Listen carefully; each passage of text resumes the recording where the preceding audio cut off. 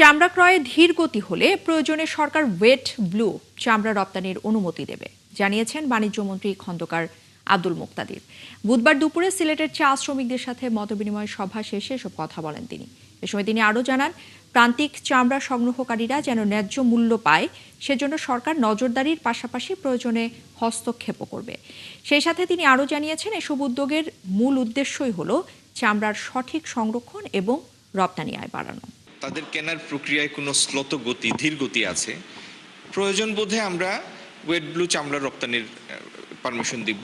Crust leather তো আছেই, wait blue চামড়া রপ্তানির জন্য অনুমতি দিব সাময়িককালের জন্য, যাতে যে চামড়াগুলি হাতে আসবে সেগুলি বিক্রি করতে গিয়ে যেন যারা সংরক্ষণ করবেন তারা কোনো বিপত্তিতে না পড়েন, সেজন্য প্রয়োজন বোধে আমরা সেই সিদ্ধান্ত নিব।